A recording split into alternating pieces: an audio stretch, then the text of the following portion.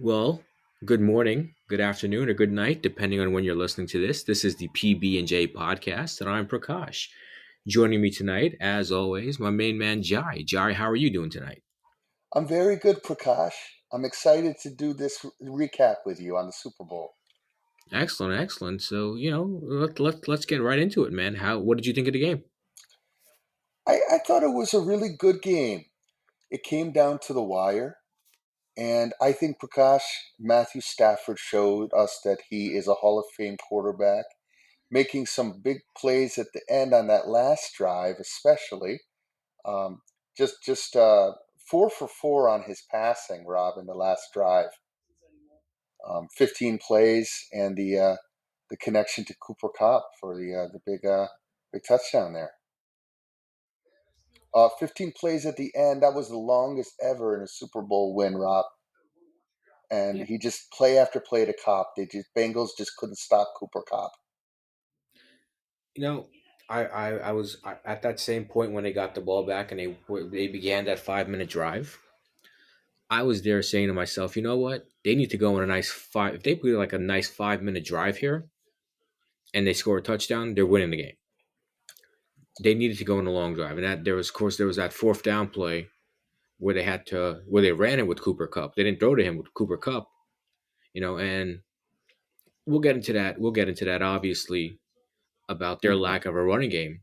You know, in the end, the Los Angeles Rams. Congratulations to them on winning the Super Bowl, but I mean, we can talk about some negative things that happened in the game on their end. They couldn't run the football at all whatsoever. I mean, their big running back Cam Akers, 13 carries for 21 yards. You know, so I'm no math major, Jai, but that's Mm-hmm. not good. Those No, it's numbers not. aren't good. No, it's not, Prakash. He really struggled in that game, Cam Akers. Yeah, their entire running game struggled, and they were really bailed out by the fact that Cooper Cup just had a brilliant season, and he capped it off with the Super Bowl MVP.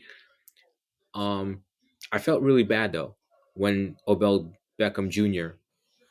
got injured in that game Yes, because and yeah, Prakash, just to make a quick point about Akers, like you said, that was the lowest amount of running by any Super Bowl team who won. 13 rushes for 21 yards. well, And I mean, those were yes, his numbers, of course. And then you had on the other side, just to show a flip side, Joe Mixon, the running back for the Cincinnati Bengals, ran 15 times for 72 yards. So Cincinnati ran the football pretty well. hmm Um, I don't know. I think the game was really. I had some things about the game that I kind of did not like, and let me just run them through with for you, and you can tell me what you think. Obviously, okay. um, first thing was the officials. I mean, I have never seen any game, Super Bowl playoff game, regular season game, where no so few flags were thrown. There were no penalties in this game. Yeah, It I seemed, noticed that too, Prakash. yeah, very few flags thrown in this game. I don't know if they were just saying, we're going to let these guys play. We're just going to let these guys play the game, and we're not going to, try to over officiate the game because sometimes you get an over officiated game where it seems like every single play there's a flag, something. So I think they didn't do. I don't know. They under officiated. I feel they missed some. They missed some calls as well. I don't know if you remember the play in the second half when Joe Burrow threw the pass, the first touchdown pass in the second half, the Yes, 75-yard touchdown, yes. and Jalen Ramsey, who's an all-world cornerback, who's one of the best cornerbacks in all of football, right? Probably in the history of football, hmm gets face masked, gets the receiver dragged him by his face mask and pulled him out of the way. Where was the flag there? So I think the officials, I think they did an okay job. I hmm don't think they. I think the officiating was actually not that great in this game because I think they were just a little bit too relaxed. They let them play a little too much. So what are your thoughts on that? Yeah, I think you're talking about that play, Prakash, where on the Cincinnati Bengals, that was T. Higgins, a clear pass interference, really a mugging on Ramsey, Jalen Ramsey, as you pointed out, Prakash, with a face mask, and just grabbed him by the face and then pushed him right when the ball was in the air, kind of pushed him. It looked to me on the camera angle to the left, so he could catch the ball, Rob, and then, as you said, going in for the 75-yard uh, touchdown. Yeah, I think there weren't a lot of flags, but Rob, in the Super Bowl, I think the refs should let these boys play too. So I'm glad that there weren't a lot of penalties, and we could have a real hard nosed football game. Yeah, I agree. I agree. Let them play, but if there's a penalty, you got to call it, and that was a clear penalty that they did not call on T. That was Higgins there. yes, and then when I saw the replay on that, Prakash, I agree that was unfortunate for the Rams. That was clearly a face mask, as you said, and really looked like a mugging. Like I said, he held his what I saw holding his mask and then pushing him too, where the receiver could get really hurt from that play and just kind of push. But clearly the referee did not see it, and it worked in the favor of the Cincinnati Bengals, Prakash, because Well, they got that was a big touchdown at a critical moment in the second half. well yeah, because it was at that point it was 13-10. The Rams were leading, Hmm. and then they scored that touchdown. It's 17-13. They take the lead. They're up by four, and then the Rams get the ball back, and Matthew Stafford throws a pick, and then they get a Hmm. field goal out of that, and then all of a sudden now they lead. What the Cincinnati Bengals lead by a touchdown. It's up 20-13. So that was a big momentum swing. Now, just think about it for a minute. If that penalty is called there, if that penalty is called there, that touchdown is waved off, and they probably get taken back 15 yards. Hmm. Right. So the question is that momentum that Cincinnati took, it probably doesn't. I'm not saying that Cincinnati couldn't still have scored Hmm. on that drive or wouldn't have scored a touchdown on that drive because you never know. But the momentum Cincinnati got, especially with those two plays, especially with their defense coming up with that huge interception on Matthew Stafford, and within the opening minutes of the third quarter, Cincinnati was able to score 10 points and grab the 7-point lead.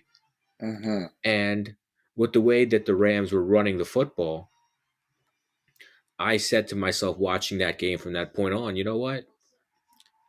If they don't start running this football, Cincinnati's winning the game. But give the Rams credit. They found a way to win without running the football. That's right, Prakash. Matthew Stafford all season long, he's been depending on his big guy, Cooper Cup, to make the big plays when it matters for this Rams team. And I would say, Rob, that Cooper Cup was great when before Matthew Stafford joined the Rams. And then when he joined, uh, Cup took it to another level. He really feels comfortable with Matthew Stafford. And pass after pass, throw after throw, Matthew Stafford was relying on Cooper Cup. Well, honestly, they had no one else. Yep, They, eight they, catches, they 92 yeah. yards, Rob. I mean, they had no one else on offense. They had no running game that they could lean back to. Hmm. They had absolutely look on that fourth down play, the fourth and one. They had to do a running play with Cooper Cup. So Yeah, that, they that had no saved him. other options. Eight It- catches, 92 yards for yeah, that he had game, an Cup. excellent two touchdowns. He had an excellent game, Yeah, that and is true. they had absolutely no running game. Odell Beckham got injured and he missed he hurt his ACL. Seems like the reports are he tore his left ACL. Hmm. He was out of the game. So they had no other options but Matthew Stafford getting the ball to Cooper Cup. That was their only option of what they could do. And, give those boys credit. They were able to do it.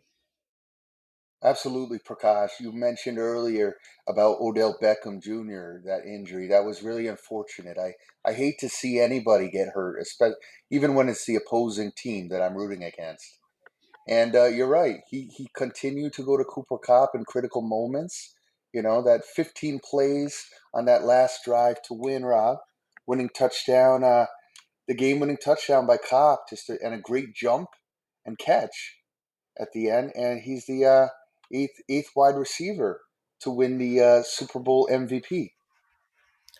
So yeah, so we're congratulations once again to the Los Angeles Rams on winning the Super Bowl.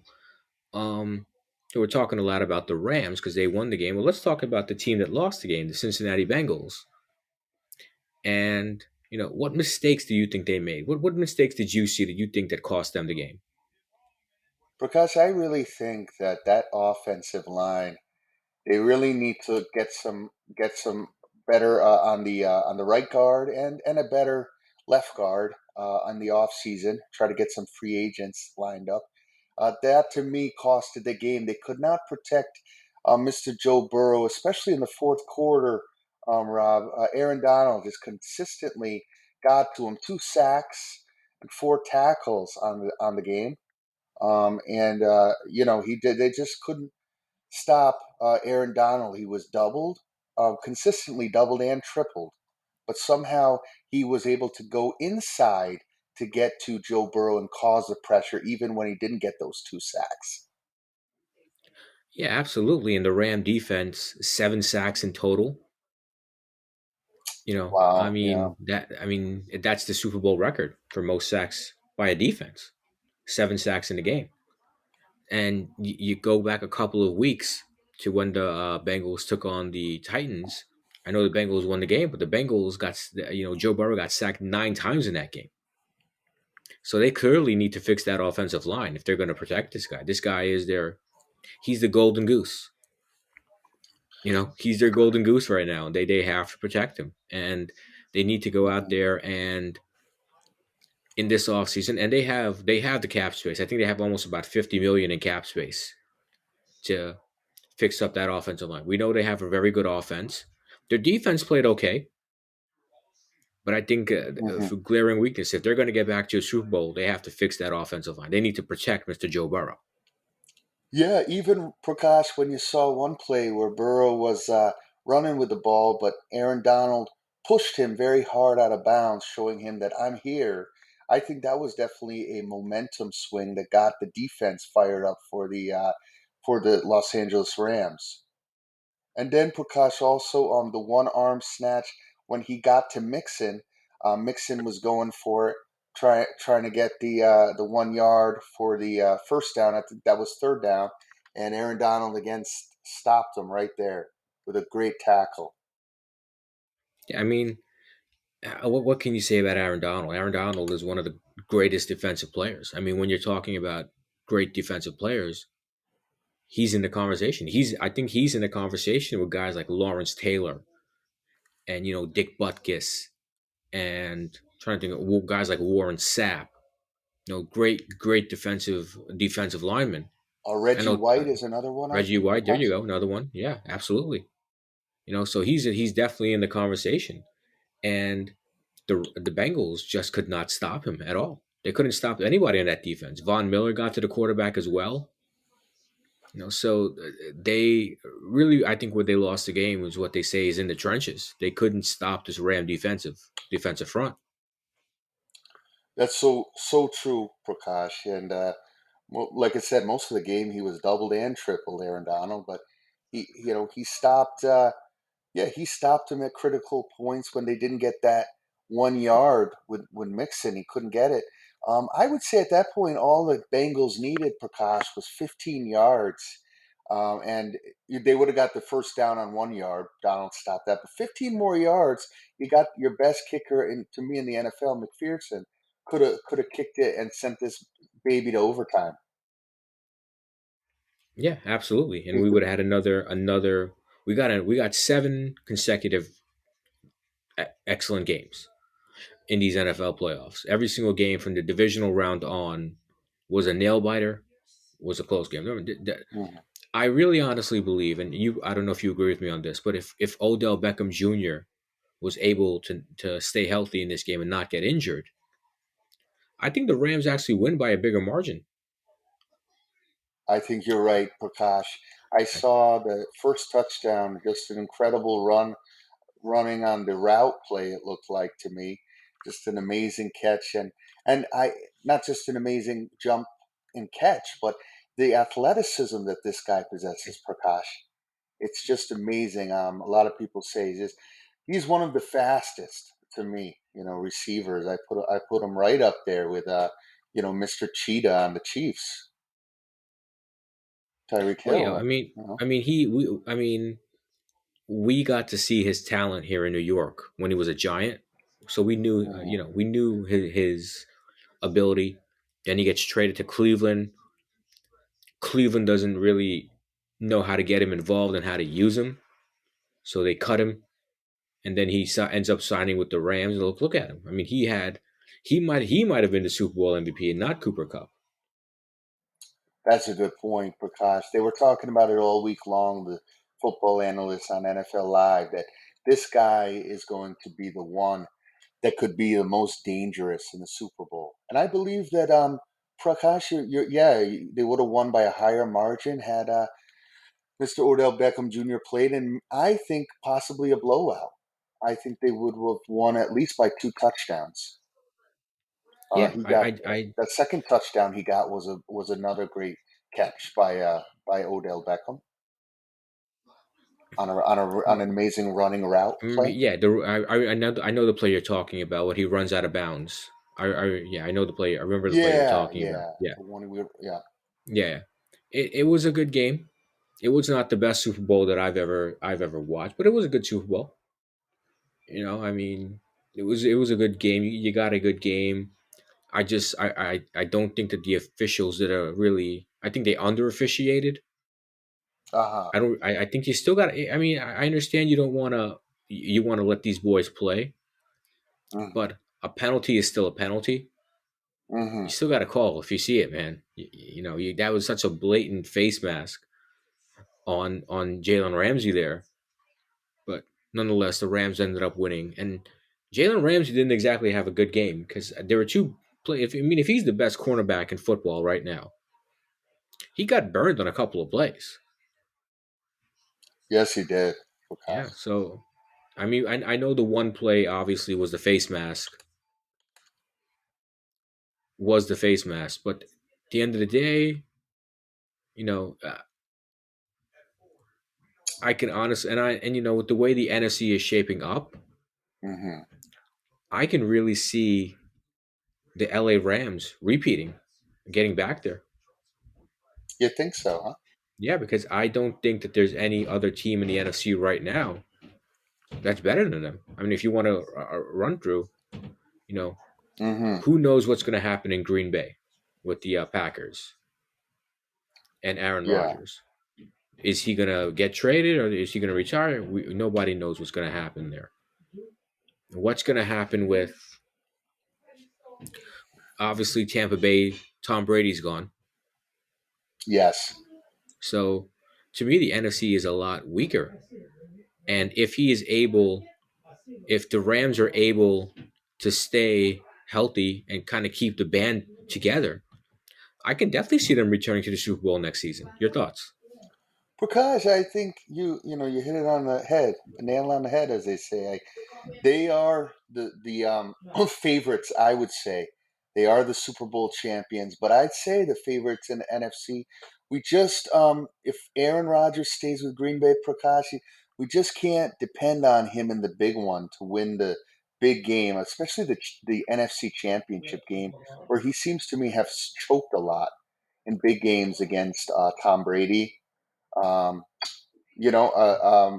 particularly 2 years ago against the Tampa Bay Buccaneers. And I think that this is the team, Prakash. I don't see. I still think, and I'm holding out hope for the Cowboys, Prakash.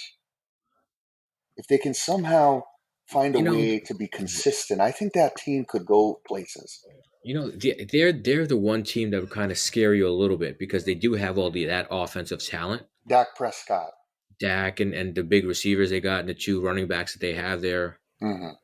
So they definitely have the talent on offense. and they're a good defensive team. And the rest of the teams in their division, the Giants aren't ready to compete yet. Hmm. The Well, Philly was a playoff team, but Philly's not better than Dallas, and neither is Washington. So Right. the fact that, so I can definitely see Dallas, if Dallas puts it all together. Dallas can definitely be a contender, but Dallas just finds a way to choke, man. Every year, Dallas finds a way to choke it away. And why do you think that is, Prakash? Well, I think it's because in the regular season Hmm. they're not really tested. I Like see. their division is so weak Uh huh. Right. that they don't, and when they play teams that are like battle tested, that are tough teams, they don't do so well. Yeah, the But Giants suck. Washington sucks. uh, I wouldn't say the Giant. I mean, a Giant fan here, but yeah. Sorry, sorry, Prakash. That was not a personal dig there. No, No. I hear you. Okay. Yeah. But yeah, like that's why I don't. So I wouldn't trust Dallas the same way you're saying you don't trust Aaron Rodgers. Right, right. I wouldn't trust Dallas. That's why the only team right now that I look at that can maybe be a threat once again to these Rams are the San Francisco 49ers. And I think with their quarterback situation, I don't know. So I look at the Rams for next season, and if you're asking me right now, and this is obviously, of course, before free agency, we don't know what teams are going to do, who they're going to bring in free agency, who they're going to get in the draft. So we don't know what improvement teams are going to make. But right now, if you're asking me who's going anywhere, I think that the Los Angeles Rams are going to come out of the NFC once again and represent the NFC in the Super Bowl in next year's in Super Bowl 57. Prakash, I think that they definitely are the favorites. I can't say that they're definitely going to win the NFC and go to the Super Bowl again. We'll have to see how some of those teams, like you said, the 49ers, stack up. If they could get a better quarterback, I think they have a good chance. But your point, Rob, is good because now here we go again. 15 plays at the end by Matthew Stafford, longest ever. And the thing is why I think they're such a dangerous team, not only against this Bengals team in the Super Bowl, Prakash, but the teams don't seem to have an answer with the Matthew Stafford to Cooper Cup connection. Cooper Cup, like they know that he's going to him. The Bengals knew the whole game he's going to throw it to Cup, and they have no answer. And I think that's going to be a problem next season too for like the teams you said, Dallas and the 49ers too. I don't think they're going to be able to stop Matthew Stafford and Cooper Cup, who many thought should have gotten the MVP, Mr. Stafford Prakash, but I think the NFL did the right thing in giving it to Cooper Cup because he made the big plays at the end. Yeah, I think Cooper Cup won it rightfully so. But I thought you could have made a case for Stafford. You also could have made a case for Aaron Donald to be the Super Bowl MVP, being how disruptive he was on defense. Sure. Um, just looking ahead now, and we touched on the NFC. Do you think the Bengals are getting back next year? That's a good question. That's a really good Prakash. I mean I think they have to be the favorites because all the 7 sacks, as you pointed out, on Joe Burrow in the Super Bowl game, and all so many sacks during the playoffs and regular season, and still he finds a way to get the ball to Jamar Chase on the one-on-one. If he can get Chase one-on-one open with the long throws, long passes, Prakash, I think these other teams are still in trouble. And I think that the Bengals are the favorites, as I said, and could potentially go back. But I still think that keep your eye on the Buffalo Bills. I think that the Buffalo Bills are going to go to the Super Bowl next year and beat the Cincinnati Bengals in the Yeah, AFC Championship. That's my prediction. you know, the way we're sitting here talking about the NFC and how it doesn't really stack up. The AFC to me is such it's so there's so many better teams. Like you mentioned, the Buffalo Bills, right? You think the Buffalo Bills will get there next year? I do. I If really do. if Cincinnati gets fixes their offensive line, Cincinnati could very well be there again. You Mhm. can't count out Mr. Patrick Mahomes and the Chiefs. Good point. Yeah. There's also going to be, is New England fully back yet? What's Bill Belichick going to do now? Is his team going to rise up to the occasion and start being a perennial power again, like they were when Tom Brady was there? Don't forget Baltimore. Baltimore's got a Hmm. pretty good quarterback in Lamar Jackson. They didn't make the playoffs this year, but when Lamar Jackson is healthy, he's an MVP. And then Yeah. you just look around the league and you say to yourself that can't count out the Tennessee Titans because they've got the beast, the King Henry at running back. They've got Yeah. Jonathan Taylor in Indianapolis. So the AFC, and I haven't even mentioned the Los Angeles Chargers yet. That would be an interesting Super Bowl. The Chargers against the Rams, both in LA. But Yeah. It would. just looking ahead, the AFC. So I feel a lot more comfortable saying that the Rams are going to be in a Super Bowl next year than I would say that I think the Bengals will be there next year, because I don't think that the Bengals just have a much tougher conference. And Buffalo is going to Hmm. be a lot better, and Kansas City, and all those teams are going to improve. And I'm not saying that Cincinnati won't improve, because I think everybody knows Cincinnati, if they fix that line, they're going to be very dangerous. Yeah, absolutely. And I believe if the Bills, Buffalo Bills, can get a couple good more defensive linemen to beef up that defense so they can get to the quarterback. That was the problem again they had against the Chiefs. They just could not get to Pat Mahomes at all. And I know a lot of times they weren't blitzing, but even when they were trying to come in, I think they need to beef up that D line, Prakash. And I think the Bills would be so strong because Josh Allen is just going to get better and better next year. I think he's got the disappointment of these huge losses, and he's going to take this to fuel him next year. But the defense has got to step up for Josh Allen and the Bills. 100%, 100%. So okay, so let's play a little fun game here. Okay, I know we haven't. There's no NFL free agency here yet. That doesn't happen until March. The draft isn't Hmm. until April, so we don't know what these teams are going to do. Sure, Right. Prakash. Yeah. So these predictions are made based on these teams that we're looking at right now. Jai, Correct. I want you to give me Mm. your Super Bowl 57 prediction. What are the two teams you think will be in there? The game's in Arizona. What two teams will be in Arizona next year playing the Super Bowl?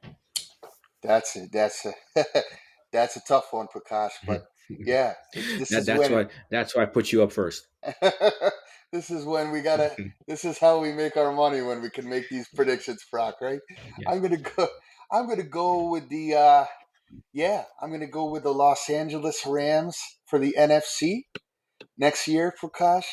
Super Bowl 57 against and representing the AFC. Josh Allen and the Buffalo Bills. It'll be Buffalo Bills versus the LA Rams, Prakash. Super Bowl 57. So you're taking the Bills and the Rams. You got it. Bills and the Okay. Rams for me.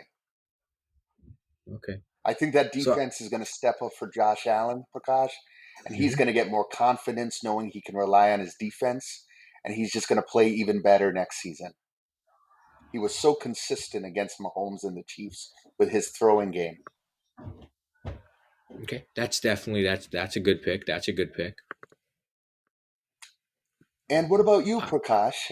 What do you see? See, I think that the Rams. I think the Rams will be back, because I just think that the right Sure. now, the way it's based, the NFC is just a lot weaker, and I think the Rams are just that good if they keep everybody back. So right Hmm. now, and obviously, like I said, we're making these picks. We don't know what these teams are going to do in free agency. Hmm. We don't know what these teams are going to do in the draft, how they're going to improve in the draft. So we can't. So we're just making this based on the teams that are there right now. And I'm definitely picking the Rams to go back, because I think they're the Hmm. class of the NFC. AFC, it's very tough, man. Like I love Josh Allen. I love the Buffalo Bills. You know, Hmm. I think if Cincinnati fixes their O line, they're definitely going to be back there again. Absolutely. There's always Kansas City and Patrick Mahomes. So I think those are the three teams for me that I Mhm. would totally pick. I would totally pick out of that crop. But if you, I and it's so tough because I think if Buffalo can somehow get the number one seed and have the championship game in their building, they're gonna win there. They're that good. But I can't be the same as you, man. I'm sorry. I can't pick the same team as you. Just out of you can't have the same pick. I want to pick Buffalo, but I'm gonna be a little different. I'm gonna be a little different, and I think that the Chiefs will go back. You do. So I think it's gonna be the Rams and the Chiefs next year. So you're betting all your hard-earned money on Patrick Mahomes, Prakash, to take the Chiefs back to the promised land one more time. Partly because you picked the Bills. So I had to pick a different team from you. That's why. But I can definitely see the Bills getting there again. I can see the Bengals getting there again. Hmm. I can see the Chiefs getting there. And there could be a mystery team. You never know. There could be a team that's not even on our radar right now that just come out of nowhere, and they're the team that comes out of the AFC. But I'm gonna go just to be different from you. I'm gonna go Rams and the Chiefs. Super Bowl 57. Rams and the Chiefs. No, I like that, Prakash, and I think there could be some surprise teams, as you said. I think that we still have not seen the best out of the Baltimore Ravens and Lamar Jackson. I think his ability to run out of the pocket and create some amazing plays. This, I think, now, especially in the AFC, Brock, it's a lot of the quarterbacks. It's all about the running game. If they can run, I think we're in a different era now, and I think that makes Absolutely, it yeah, yeah, different than the NFC. absolutely, yeah. These quarterbacks, they have to be mobile. If they're not mobile, you have to be able to move around in the pocket because these defensive linemen now and these linebackers are so fast. They can get into the backfield, and if you can't escape, you're getting sacked. So true. Mhm. So So, true. so we've talked enough about the game. We've given you a Super Bowl 57, our predictions for Super Bowl 57. Let's talk about this game, like the entertainment value that we got from this game. And I want to talk about two things in particular. Hmm. One, Sure. the opening of the Super Bowl with Dwayne the Rock Johnson, and Yes. also we have to talk about the Super Bowl halftime show. So Absolutely. first off, let's talk about the halftime show. What do you think about the halftime show? Prakash, I thought it was a great performance all around. I thought Dr. Dre and Snoop Dogg really started things off with a bang and got the crowd involved and into it. I think they were definitely prepared because they knew that this was a historic moment where you had four black performers on stage at the same time. And then of course, as you pointed out, Prakash, the great Eminem, who did a great performance as well. And I thought Mary J. Blige's singing was great. I think she has a wonderful R&B voice and soul sounding. I think discovered by the one and only Puffy Proc, Puff Daddy, and I Yeah, think he really brought her talent out. and we also got a surprise performer. 50 Cent was in the performance as well. What can you say about 50 Proc? I think he has great stage presence. I'm Hmm. still trying to learn all the words in those rap songs, but yeah, I think he really shined well on stage with Mary, Dre, and Snoop, and Eminem, of Yeah, course. yeah, yeah. I definitely agree with you. I thought it was a very good halftime show. Um, I when you hear the music, da na na na na, da na na na, da na na na na, and then like it makes you feel nostalgic. Because Yeah. you remember these songs growing up when we were growing up, these rap songs that they did perform, and they did so excellently on stage. and of course we're getting the surprise because I didn't know 50 Cent was going to be there. So, and to get him in there as a guest performer as well, and I think Mary J. Blige did good, Kendrick Lamar did good, Eminem did well as well. But there was a little controversy. We can't not talk about the controversy. There was two controversies that I heard of. One, there's a line in one of the songs. I believe it's the Dr. Dre song, where he says "F the police," Okay, and I don't think the NFL wanted him to say that line. I see. Yeah, and the other one was Eminem taking a knee. That's kind of the big one because we all know what's been going on in the NFL in recent years with players taking knees during the national anthem. Absolutely, absolutely, Prakash. It's a tough, it's a tough call. Yeah, that's how they feel right now. I know during this Black Lives Matter, and I know our country is going through a very racially divided period, Prakash. And unfortunately, we're hearing a lot more of these lyrics and rap songs, as you pointed out, and Dre F the Police. And I think that it definitely speaks to the anger that so many of these black men feel.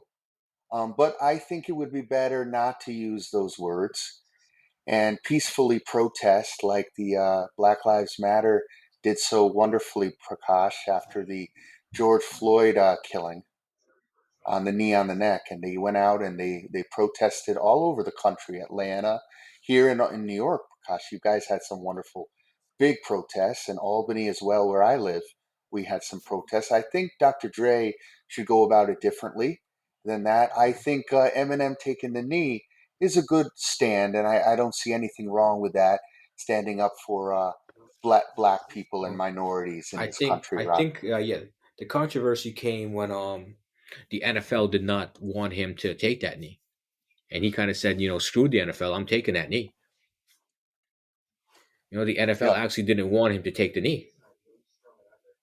Eminem has always been a very controversial figure in the rap game, Prakash, but in the music industry, using the B word a lot, being very, like I said, very controversial, flamboyant, saying very aggressive street lyrics in his songs, because he was inspired and connected to Dr. Dre, so he has a lot of those Dre words and lyrics.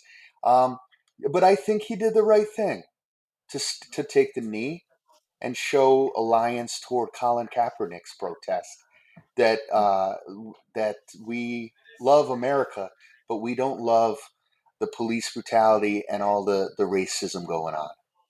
Yeah, I absolutely agree. I think I have no problem with him taking a knee. Um, yeah, you should always stand up for what you believe in, right? And if he believes in that, then Yeah, all to more power to him. and Prakash, I think that's the wonderful thing about Eminem. So many black rappers and artists, and even in the music industry, I'd say, have a huge amount of respect for him because he doesn't back down from what he believes in. And he's never been scared to stand up, even if it's against white people, the NFL, these white rich owners of the NFL. He's just he will align with the minorities, people of color like yourself and me, and blacks. And I think that's why so many people of color love the guy. That he speaks his mind and he's not scared to stand up to white people, and particularly Prakash, white people who have power like the NFL and the owners. Absolutely, absolutely, and oh, what a great performance! They all did such a wonderful job at that halftime show, and yeah, and there was going to be controversy because these are some very controversial figures, and Absolutely. so something had to happen. I don't think it was going to be like a something was going to happen like this. So, but yeah, so I think overall very good halftime show, and I'm excited to see who's going to be in Super Bowl 57. What's next year's Super Bowl show going to be? But we have to play a full season. We have to do a lot. We have to do a lot of things in an NFL year before we get to see who's going to be in the show next year. Um, last thing I really want to touch on was the person we all know is the most electrifying man in sports and entertainment, The Rock. What did you think of his opening, man? Prakash, as you know, I'm a huge wrestling fan. I grew up with you. When we were kids, we used to watch this stuff together, the WWE and back then the WWF it was called, now WWE. I always believed that this guy could electrify any crowd, any event. But what I saw him do in the Super Bowl, Prakash, I thought he took it to another level. I thought that his excitement and how he just told, not only got everybody fired up, but said, this is your chance, the Los Angeles Rams, Cincinnati Bengals, to make history, to be an icon, to be a legend, to be a hero in this game. This, you lay it all on the line. You don't hold back. And I think that that has been the first time I've ever heard someone before a Super Bowl starts. We've heard on Michael Buffett, of course, Prakash, always inspire the crowd with his great announcing. But I think Dwayne Johnson. I think this was a historic moment for the Super Bowl and for himself, really electrifying the crowd and telling them again, Prakash, that don't back down and play like this is the last game of your life.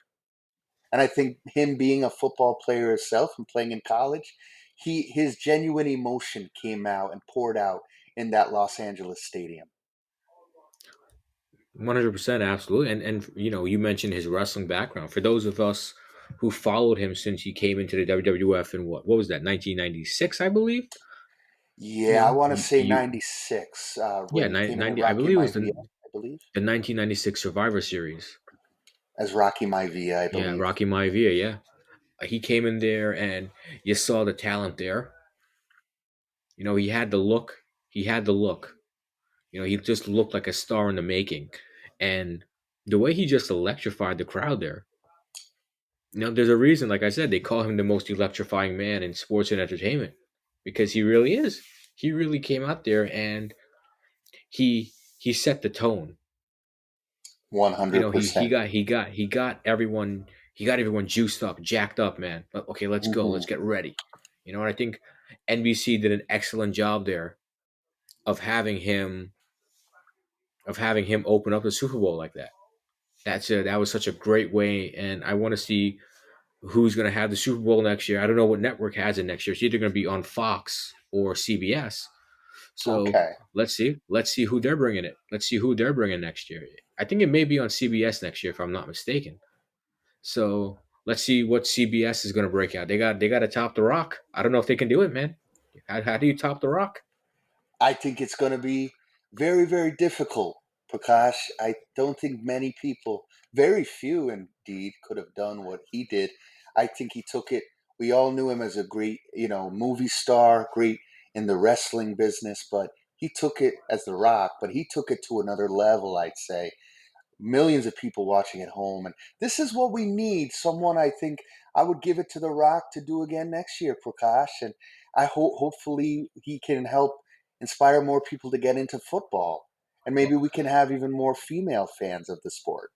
I think unfortunately he would be under contract with NBC because he does have a show Oh, on NBC called Little. I think it's called Young Rock or Little Rock, something like that. Little Rock, I So believe. I think it's I can, Little Rock. yes, I Little think Rock, it's yes, I Little think it's Rock, Little Rock. Prakash. Young, Little Rock on correct. NBC. So I don't think That's, he'd be able to go over to the CBS, or I believe it's on CBS. I'm not 100% sure, but I believe yeah, so he wouldn't be able to do this show, to do this opening next year because he's obviously contracted with NBC. But I'm pretty sure they can find someone. They can find someone to kind of electrify the crowd like the way he did. absolutely.